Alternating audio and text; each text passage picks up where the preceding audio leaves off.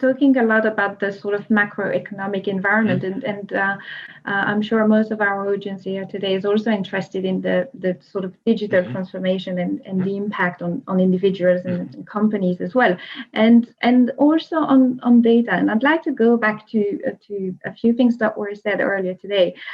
We've talked about data flows and the fluidity and the democratization and giving greater accessibility to data.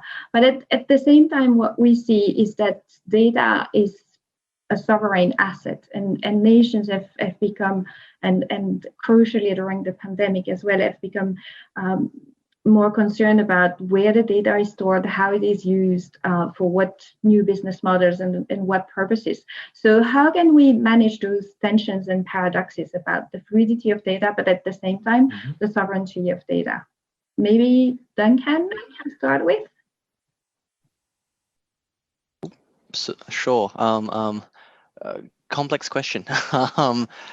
So I guess the first point I want to make is data is obviously on everyone's mind. You're spot on, not just at an individual level, but at an enterprise level as well, right? I work for a large consultancy. All our clients, large enterprise. Data is at the forefront of any discussion about digital architecture or IT operating model or how all your systems interact, right? It's always front and center. Because the reality is data is not well handled in enterprise. It's not well handled. I don't think it's that well handled in public, and at an individual level, it's certainly not well handled, right? Almost all kind of, particularly in Australia, concepts of data ownership and privacy is almost deferred to private enterprise, and most people just don't know enough to really make an informed point or discussion about where they want their data to be and how they want to access their data and use it, right? There's a lot of good advancements happening in the banking space. The kind of onset of open banking standards is making a lot of good progress in the financial services space. The GDP rules in the EU obviously have been front and center, but the reality is that most organizations are not compliant with GDP rules. That's just the sad reality, right? They're not compliant, right? They're consistently in breach, and they don't have the ability to be compliant, right? Not just from an IT systems perspective, but from an organizational change perspective, from an enterprise perspective, from how they operate, how they do business. The ability to be compliant with these standards is currently too difficult, and the majority of organizations are falling very short. They're not being penalized that much, but they are falling short. And I think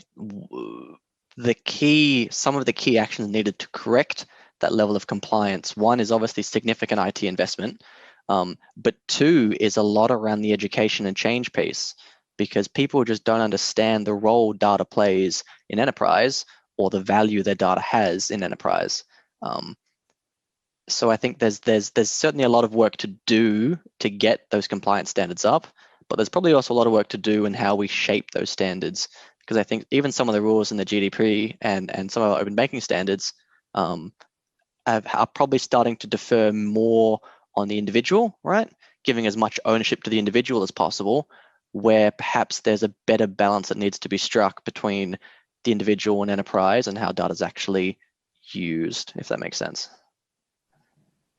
Absolutely, and I would connect that to the debate on the ethical use of data, and definitely would like to go to Sammy to comment a bit on that, and maybe across the different levels, from the individual level and the enablement and empowerment that individuals can benefit from and leverage from data, but also at the more organizational level and potentially up to the geopolitical level.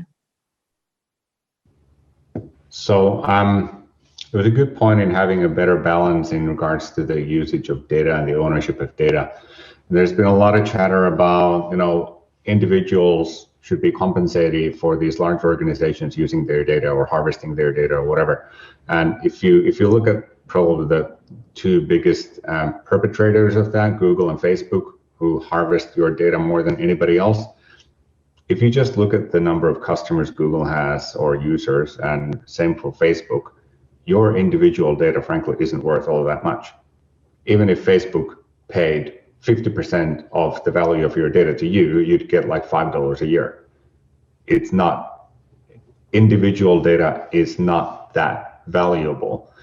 But of course, when you collect data from 2 billion users, $5 here, $5 there, pretty soon it's adding up to real money.